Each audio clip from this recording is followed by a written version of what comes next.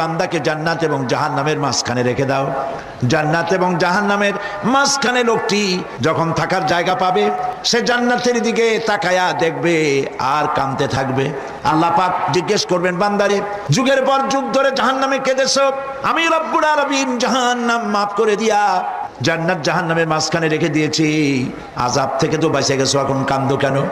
লোকটি বলবে, রব্বুল আলামিন কান্দি এই কারণে, জাহান্নাম থেকে মাফ করেছো, তোমার শুকরিয়া আদায় করি। জান্নাত তো আমার কপালে নাই, কিসমতে নাই, কিন্তু জান্নাত আমি এখান থেকে দেখতে পাচ্ছি, জান্নাতের সুঘ্রাণ আমার নাকে আসতেছে, কপালে নাই যাওয়ার। আমি কাঁদি এই জন্য, তুমি যদি মেহেরবানি করে আমাকে জান্নাতের দরজার কাছে একটু দাঁড় করায় দিতা, প্রাণ ভরে তোমার জান্নাতের দৃশ্যটা একটু দেখতাম। আল্লাহ পাক তার আরজি পূরণ করবেন, বলবেন যাও, ফেরেশতাদের বলবেন এর জান্নাতের দরজার কাছে দাঁড় করায় দাও। জান্নাতের দরজার কাছে দাঁড়িয়ে লোকটি আবার কান্না শুরু করবে। আল্লাহ পাক প্রশ্ন করবেন, এবার কান্দো কেন? লোকটি বলবে, রব্বুল আলামিন কান্দি এই কারণে, জান্নাতের এই দরজায় দাঁড়ায়া জান্নাতের অফুরন্ত নেয়ামত কিছুই ভালো করে দেখা যায় না, শুধু অল্প জায়গা দেখি। যদি তুমি আমারে দয়া করে জান্নাতের মাঝখানে দাঁড় করায় দিতা, চতুর্দিকে তাকায়া তাকায়া দেখা কলিজারে ঠান্ডা বানাইতাম।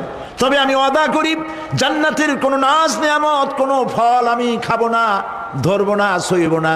একটুখানি মেহেরবানি করে মাঝখানে দাঁড় করাইয়া দাও, জান্নারে ঠান্ডা করি। আল্লাহ রব্বুল আলামিন ফেরেশতাদের বলবেন, আমার এই বান্দারে জান্নাতের মাঝখানে দাঁড় করাইয়া দে। আল্লাহর নবী বলেন, জান্নাতের মাঝখানে দাঁড়িয়ে লোকটি আগের চাইতে আরো জোরে চিৎকার মেরে কাঁদতে থাকবে। আল্লাহ পাক বলবেন, বান্দারে কি হলো তোর? দরজার কাছে আসতে চাইছিলে, আইনা দিলাম।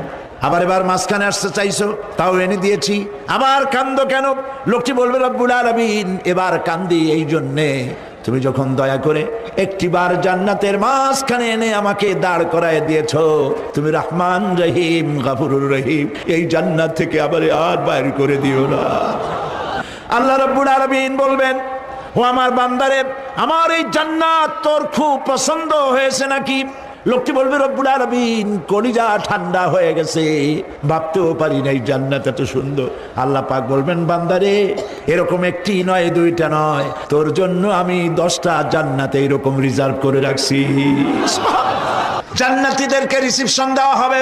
জান্নাতীরা যখন আল্লাহর হুকুমে জান্নাতের দিকে যেতে লাগবে, আর যখন জান্নাতের কাছে চলে যাবে, আল্লাহ রাব্বুল আলামিন শোনায় দিচ্ছেন, হাত্তা ইযা জাউহা ফুতিহাত আবওয়াবুহা ওয়া ক্বালা লাহুম খাজানাতুহা সালামুন আলাইকুম তিবতুম ফাদখুলুহা খালিদিন।